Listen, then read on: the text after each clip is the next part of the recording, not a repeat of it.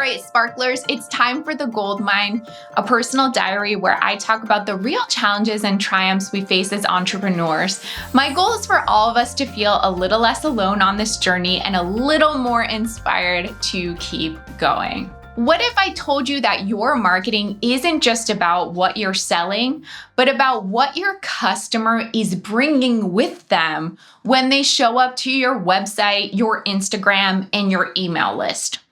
Just like you might be carrying around your own marketing baggage, the limiting beliefs, the past frustrations, the skepticism, your customers are showing up with invisible backpacks of their own. And those backpacks are full of stories, assumptions, hesitations, even pain. And this is something I've really come to understand, not just by studying customer behavior or running A/B tests, but by seeing it play out in my own business. When a new jewelry brand owner reaches out to us at Joy Joya, I can usually tell within a few minutes if they're carrying around the weight of a bad marketing experience. Maybe they worked with someone who overpromised and underdelivered. Maybe they spent money they weren't ready to spend and didn't see results. Maybe they were made to feel like they didn't understand marketing, like they weren't good enough at business. And that kind of emotional residue really sticks. And I always try to meet it with empathy because their hesitation, their questions, even them micromanaging, those things are all rooted in fear. They just want to feel safe moving forward. And the same is true for your customers. Imagine someone shopping for an engagement ring. Maybe they've been through a previous relationship that ended poorly, or they're scared of getting it wrong.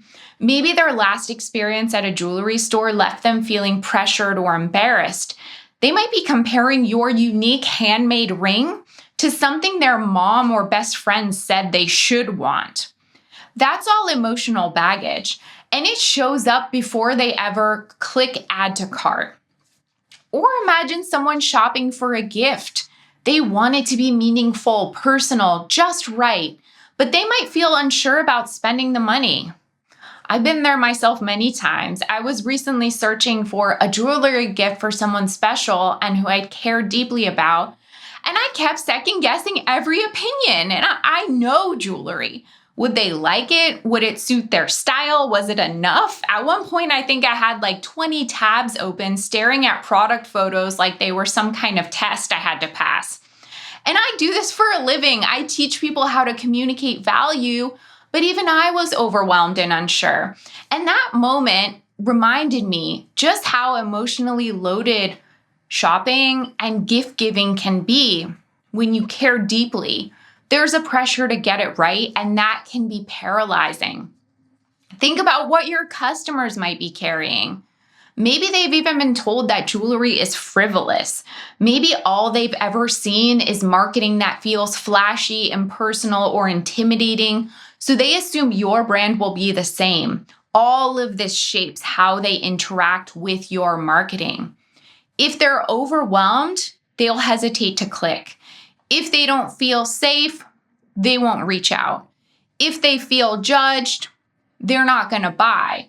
So what do we do with all this knowledge? Again, we're going to meet it with empathy. We're anticipating it. We're talking to it. That doesn't mean over-explaining or trying to fix your customer's past or being like their therapist or something, but it means showing up with warmth, transparency, and reassurance in your marketing. So here are some ways you can start doing that. Acknowledge uncertainty. Say things like, not sure what to choose, I've got your back. Or let's find something meaningful together.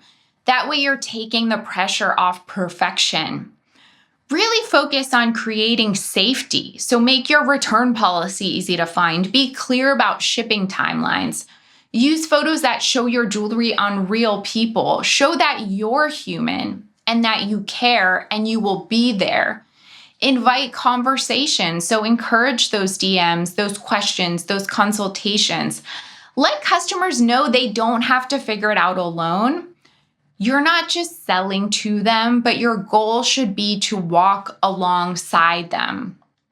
Offer guidance, not judgment. That means curating gift guides, sharing testimonials, educating without condescending. Remember, you're not the expert looking down, you're the trusted friend lifting them up. So ask yourself these questions. What fears or past experiences might your ideal customer be carrying with them?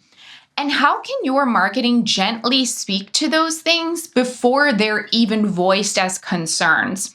Because when a customer feels seen and not just sold to, that's when magic happens. That's when people buy, and that's when they trust you and they come back again and again. That's when they tell their friends about you. So I challenge you to step into your customer's shoes. Reread your last email campaign or caption or website homepage. From their point of view, what are they bringing to that moment? And how can you make them feel just a little more at ease? You don't have to be a mind reader. You just need to remember these are humans, you're a human, and real connection will start there with your marketing. Thanks so much for watching. If you found this video helpful, please like, subscribe, and check out my other videos for even more tips.